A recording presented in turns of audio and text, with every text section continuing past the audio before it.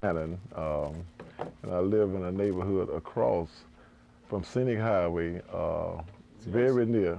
Can I, I'm sorry, JR. I had a little problem with the mic there, but I Okay, got it started again, and I think we're set. I can have you start over. okay, Okay, thanks. okay.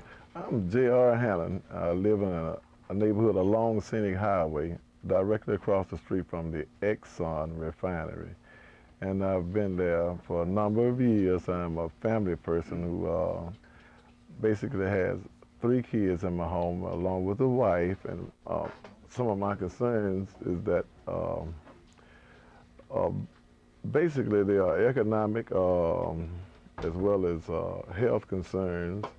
And I live there, and I've been involved with issues that face this community for probably 6 years. And um, there's a constant barrage of explosions, when in many cases cause the death of some of the own workers there at these refineries. And um, we're probably almost never told the truth about what really goes on there. The most recent explosion, they were saying, well, uh, nothing hazardous has been released, but at the same time, they're telling you stay in the house, turn your air conditioners off. But that's kind of contradictory in itself. Uh, and by their own admission, they release some chemicals like benzene into the atmosphere, and we know that's a cancer-causing agent. And at the same time, these people are able to dictate certain things that the state as well as the local government do, how their response back there.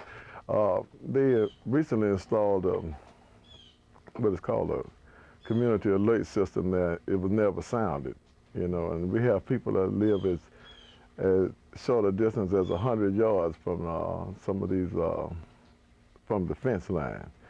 And it seems that the first concern was not the community, it was the refinery. And that shouldn't be. In other words, I'm concerned that the Exxon Corporation puts dollars and cents ahead of safety and health and a number of other issues. I've been involved, and then I've seen the struggle change, and I've seen the agendas change. And actually, in some instances, the refinery is able to dictate the struggle because they're so large and powerful. Uh, it's almost every day you're wondering whether they're buying out the neighborhood or whether they are actually telling you the truth about what goes on over there. And it's a constant thing, and they actually are able to get into the minds of some of the people that considered as neighbors and stuff there, and you kind of look at it and say, well, you know, we have a common goal, and this is our neighborhood, but at the same time, you got to realize that at the same time we're saying that this is a refinery and, it's doing bad things to your health. It's also a large employer. And, politics has a lot to do with that. They can go to before the state government and say, we employ X number of people, we are making this amount of contribution to the economy, and so we should be allowed a little latitude. And they often get that. Um, they have, in this state, a Board of Commerce and Industry, they won't even listen to the average person's complaints such as mine. And, it has a real concern there because we made a lot of progress, but it's just a long way to go. Can you tell us about this accident that happened recently and some of the explanations that you got from the company and the state officials and just what you experienced as a neighbor being next to a big chemical accident? Well, yes, I can. Actually, shortly before 8 o'clock, I think it was 10 before 8, the recent accident at Exxon, Well, the ground kind of shook, and there was a, give over what definition they might say, it was an explosion. They're saying a rapid ignition, but I'm saying it was an explosion. And it was nearly 2 hours before any kind of definition was given. People didn't know whether to go, stay in the house, or whatever it was. It caused massive fear, confusion, and actually the police at some point was asking the people, were not letting people evacuate. But at the same time, I mentioned about this community alert system. It was never used. Some 2 hours later, the phone would ring and you get a recording that wasn't too specific. There was a fish kill in a nearby bayou, a little canal-like, and they were saying nothing toxic was released, but there were several fish found floating several days later after this stuff was washed into the canal. So obviously we didn't get the truth in that. Tell them where you were and what it was like when it actually happened. Well, I was in the yard, and my first concern after I called some of the older people around in the neighborhood, at that point, there was a 87-year-old lady across the street, and she can't hear good, nor does she have any means of transportation. And that was, along with my kids, that was one of my concerns. And after I called around to try to find out something, the 911 operator, they wasn't specific. They didn't know what to do. Actually, I think some people in the neighborhood actually knew more than the emergency response teams. And my first fear was for my family and the people who just couldn't get out of the situation. After a short period of time, I actually left. I went approximately 8 or 10 miles away because knowing that there could be a chain reaction there, and the worst case scenario, that nobody determined how many people will survive if we get the big one. It's kind of like in California, people along Senior Highway, along all those given chemicals, they wonder when is the big one going to come. And so I don't know, that not knowing the answer to that, when the right chain reaction comes, when I hear there's an explosion, the first thing I think about is evacuate. At this time, and since that date, we don't have an evacuation route. They said that they would work with us on getting one, but that's, that was just said, and I asked the official at Exxon to paint along the highway evacuation route where arrows pointing away from immediate danger. They haven't done that as of yet. And I think this is not only my concern. A lot of people there, they always wonder, well, what happens if a 747, since most of the plant is directly in the path of the airport, anything is possible. People always wonder, what happens if an airplane falls in the plant? What would happen? I don't know. I hope that it doesn't ever happen, but there's a lot of things that has never been figured into play. And living around a refinery leaves life from day to day very uncertain. One of the things that we've been hearing from industry at these common sense initiative meetings is that they feel that they're overregulated and that there really isn't a lot more that they should have to do because it would require them to spend a lot of money without much benefit. How would you react to that? Well, when you're talking about money and you're talking about people's lives and livelihood, and if it actually does them an evil, which is the lesser of two evils? And they're not the ones. Most of the people who work there do not live in the immediate area anyway. They're not the ones that smell the foul odors, and they're not the ones who awaken at 3 or 4 o'clock in the morning with the flaring, and they don't, they're the ones who least affected by that. When you're saying regulated, the people who are going to do the regulation are not the ones that live across the street, such as I live across the street, and I just would like some input in that. I feel like any legislation should uh, at least be exposed to the people who live the closest. Okay, that's real good. I don't know if there's anything else you want to relate about your experience living next to there.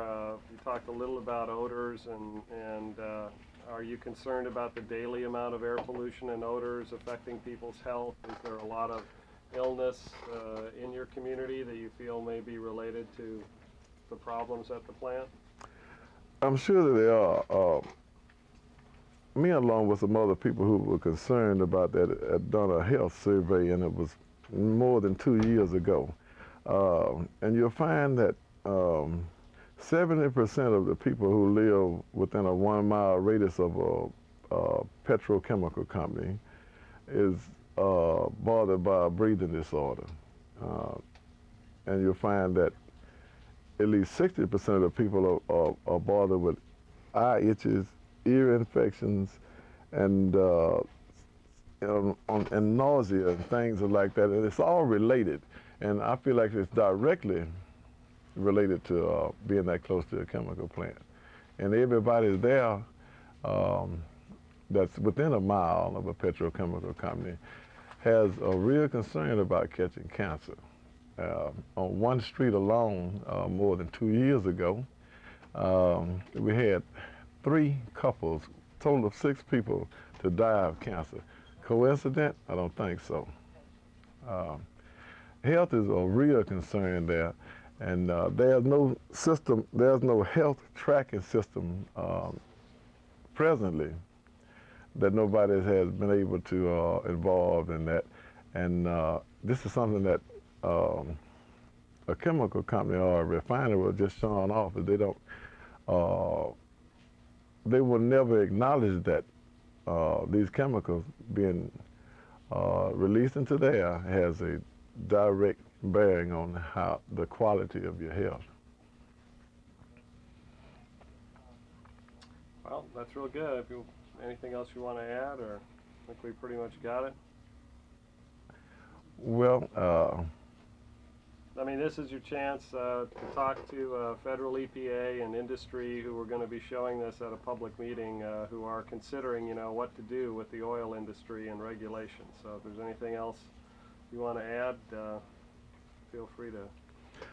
I would certainly suggest that the answer to a lot of the problems and a lot of the answer to a lot of the conflict between neighbors certainly does not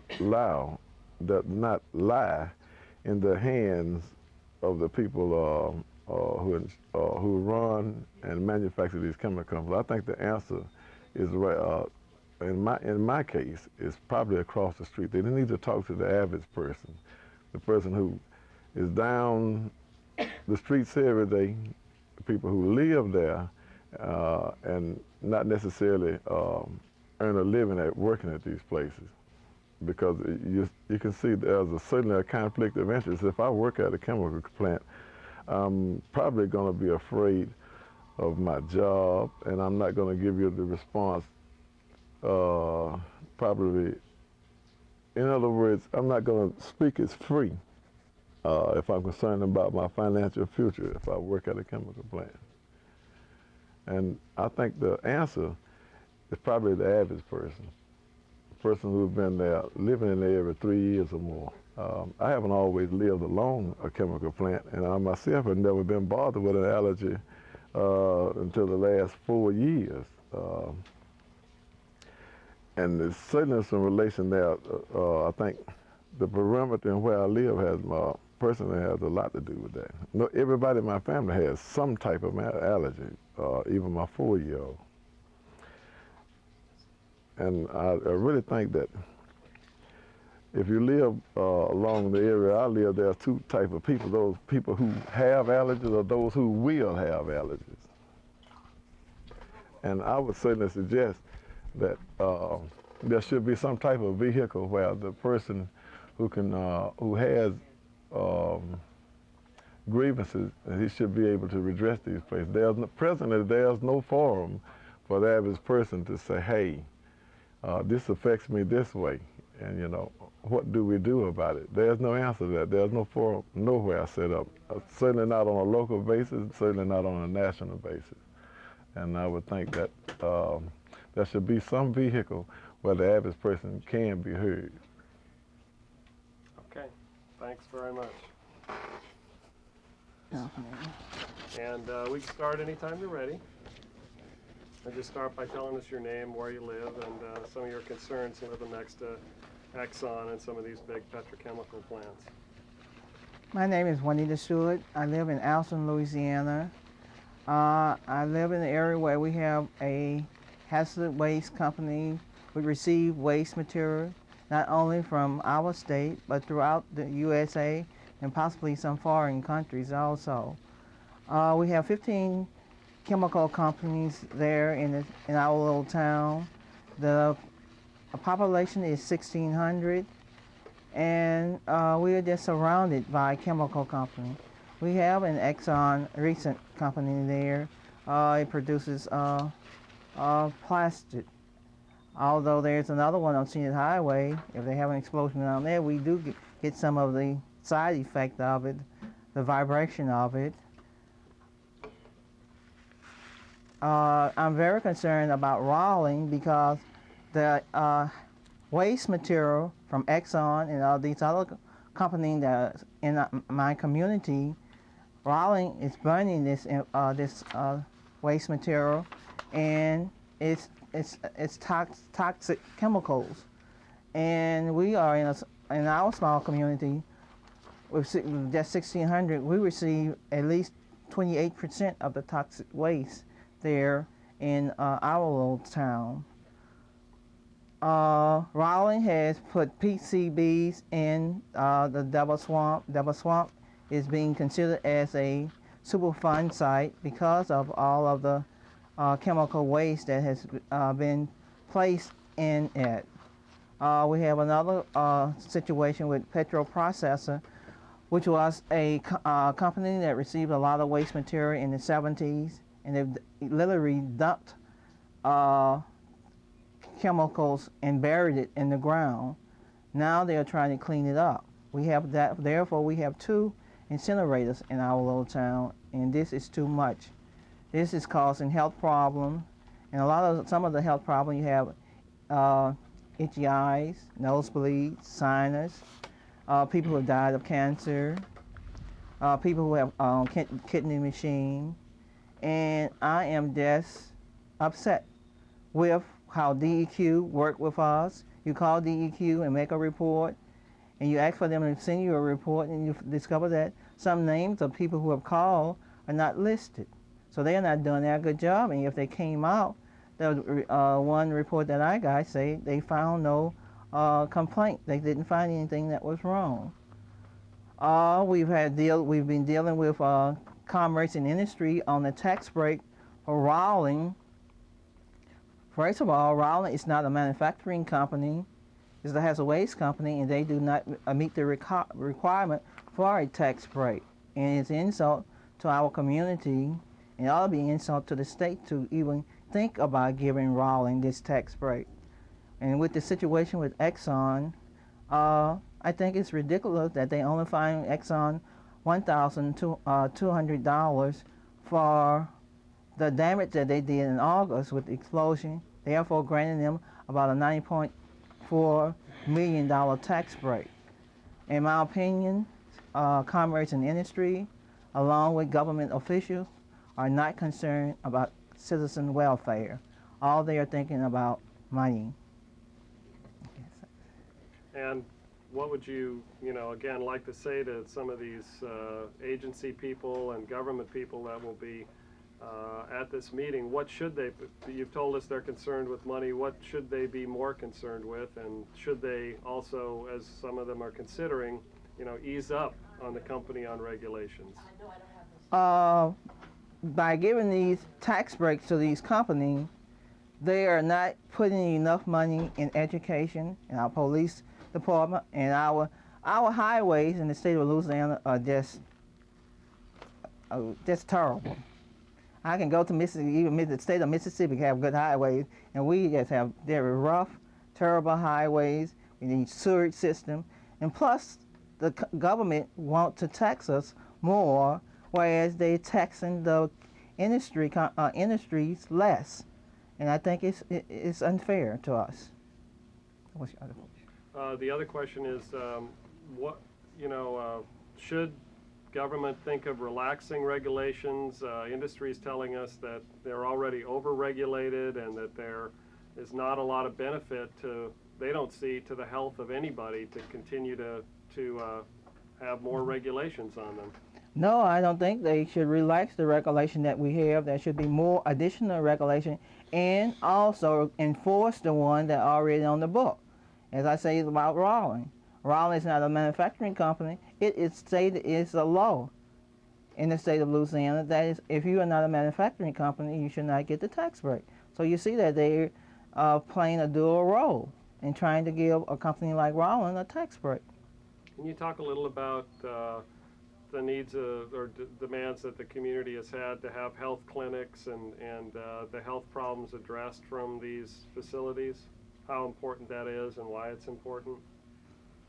It is very important when you the emission from your company are causing health problems, but the company do not think it's a problem and are not willing to invest in the money in setting up health centers for us. And there are some people who cannot afford to go to the doctor. Okay, that's fine. Is there anything else you'd like to say? I wish that government would do their part and stop playing games with the citizens. In fact, it seems like we have no say-so. The last meeting I went to, and some of us was talking about the issue of the tax break for Rawlings, some of the commerce and industry members literally left the room and did not want to hear the citizen viewpoint. And they voted for Rawlings to have this tax break, but we in a lawsuit trying to stop them from having this tax break. And hopefully we will win. All right. Okay, real good. Nice. Get this thing cranked up here. And again, if you can start by telling us your name, where you live, and the refineries and chemical plants that are near you, and then just some of your concerns as being a resident of an area with those kind of industrial neighbors. Okay. My name is Walter Wright, and I live in the community of Alson, north of Scotlandville. And we have the chemical plants we have located around us, Rawlings and Paxson, which is part of Exxon, and Hercules, which is part of Exxon. Darrel Champ. There's a number of chemical plants that we are surrounded by, and main concern, Rawlings, that's the biggest concern, and petrol process, which they have created a major problem and caused major health problems, I would say. But you would never get nobody say to prove that, because like we would go to the doctor for a checkup, wouldn't no doctor say that chemicals coming from those plants is causing what ailing us. So I'm a living witness of that, that there's no doctor going to say that, because I have a problem now, skin problem right now, that no doctor will say that chemicals caused it, when I know that chemicals caused it, But, yeah, you can't get that proven by a doctor, And we've had this problem for years, with these plants, but we didn't know what was going on at the time. One of the first plants came to our community. Besides city dump, the old city dump already being there, and a remnant plant that was back there where the old city dump was, where they used to take all the old dead animals and things, Grace Chemical was the first plant came. Then after Grace Chemical, Foster Grant. And they had Acme Brickyard. Those was the only plants that we had in our location then. And everything was going fine then, which Grace Chemical and Foster Grant was releasing,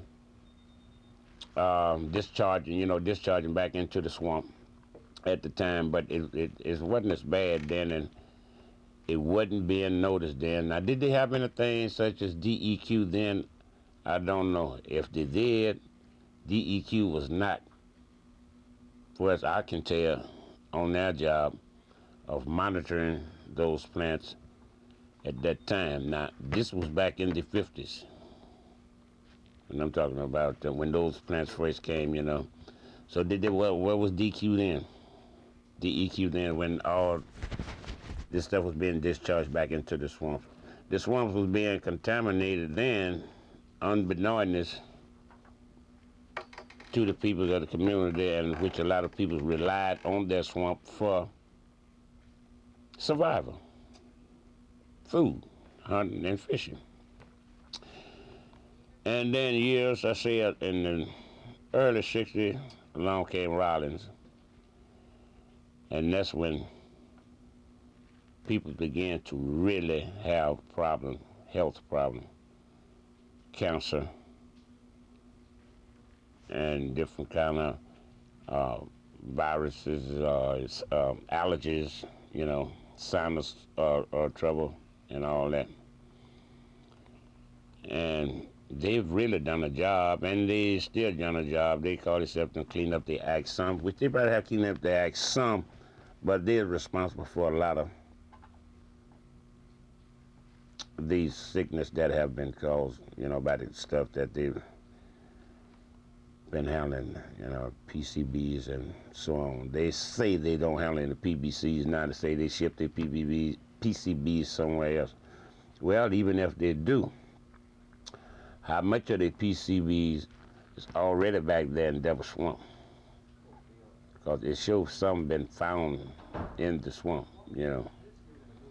And along with Petro Process, which is one of the Superfund sites, a lot of stuff been done back there over the years. I said from the 50s on in the 60s. And they were just hauling back there, dumping it in a pit, and some just being left in barrels, you know, back there. And where this stuff would be, just dumped in a pile, cardboard containers and 55-gallon drums. You know, everything in that area would be dead around them. You know, the vegetation would be dead around it, you know. So, and this was just in the open, back in the swamp. And in different pits. And this is what they try, a Petro Process got all these monitoring wells back there now, trying to pump this stuff up out the ground. This stuff's been dumped back there for years and years and years. They'll never clean it up. They'll never get all that stuff up out the ground. I don't care if they put $1 trillion pumps back there, they'll never get it out, because it's all the damage been done. And so what we need now is the government, you know, to tighten down on the regulation, you know. And we need a health program there in our community, because over the years we have a lot of people died from cancer, and a lot of people being bothered right now from, like I said, from sinus problems, you know, that they didn't normally have, running nose, itchy eyes, you know. I be bothered with that myself. Sometimes I go out in my yard right now, which I am less, I would say no more than 200 yards from Rollins. In my back door, my property line to Rollins property line, about 200 yards. But it would be across scenic highway. And I walk out my yard sometime now, you know, and my eyes get to burning and running water, nose get to running thing, you know. And sometimes, you know, I mean, you know, I guess my nose kind of burn out. You can't hardly smell nothing anymore, you know. And this, you know, just real bad, you know. But a lot of times, some other neighbors might be smelling anything, and I can't smell it then, you know. because you know, I guess the mess my smellers up, I reckon. So if we could get a help thing up there, because they got a lot of elder peoples up there, as Juanita said, don't have transportation and don't get around that good. And they need some kind of health program up there where these people can be, and the young ones too, especially our children, you know, can be monitored from time to time, you know. Let's see how their health holding up, or what's maybe in progress in their health. And something could be stopped before that problem get too bad with their health, you know. But as long as, you know, they're just sitting there, you know, and complaining about this might be bothering, that might be bothering, not knowing what it is, and not able to go to a hospital or a doctor to have it checked out, you know, it's just getting worse and worse. Whereas with this health program, if they had a clinic of some kind, you know, they could go there and have random checkups and things, you know, and might could get to this problem before it get too bad, you know, and get some medical help. You know? So that's a lot what the federal government or the regulators need to do. Be more concerned about the people instead of the dollar and these big plants that's gonna put a dollar under the table in their pocket. They need to be worried about their citizens in the community.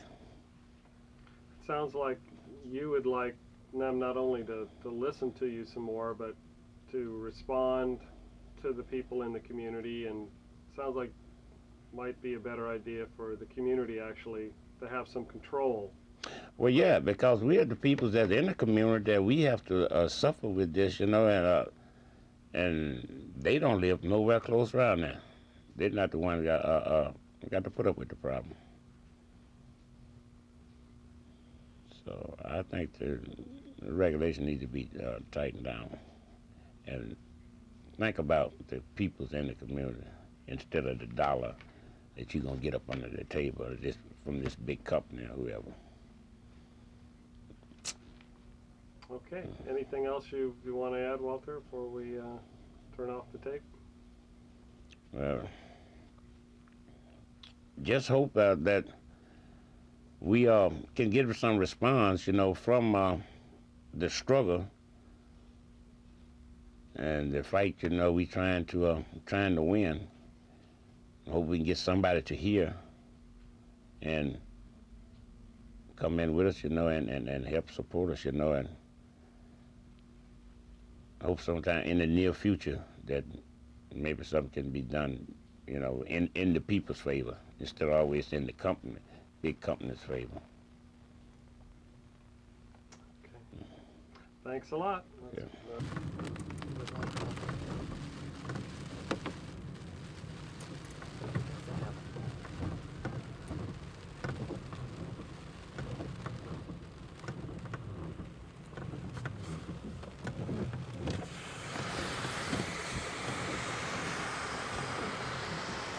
You think most of it is that way? I think it's to the right It's to the right?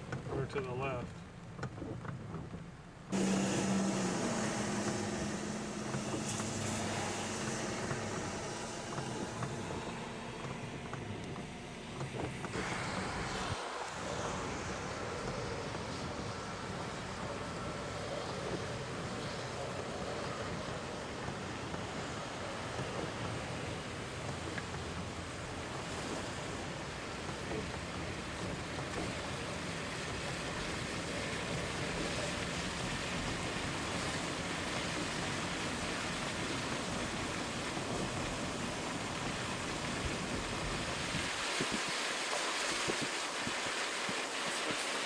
This looks like Exxon Chemical.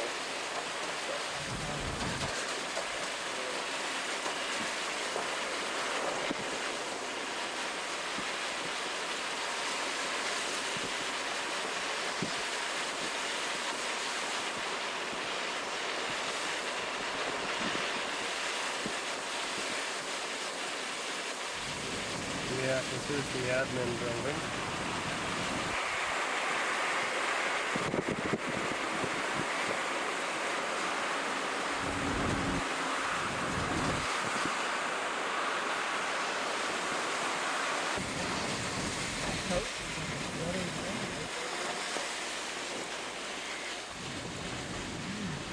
Smells like 1,000 wet flea collars.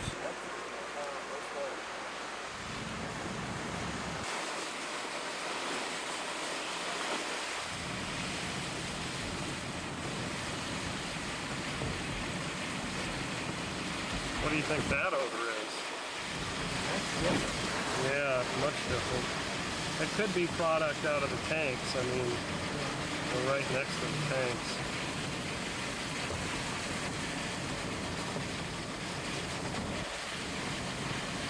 Could be, maybe, do they put those covers up when they're tank cleaning? Oh, that's really smelly. Tank bottoms.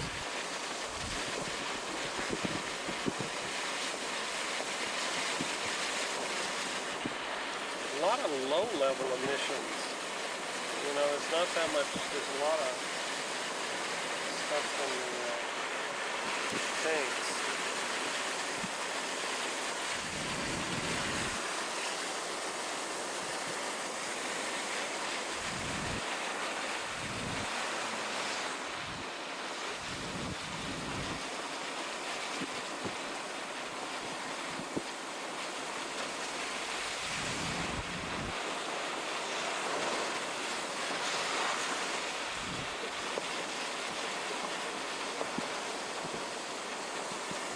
That's the cat cracker back there that blew up. Coker that blew up.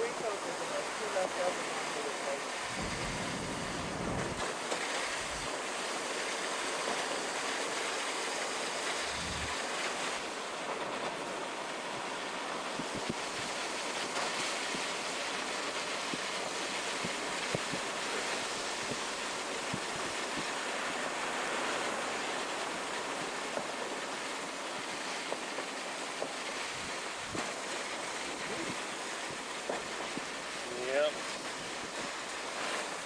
Very stinky.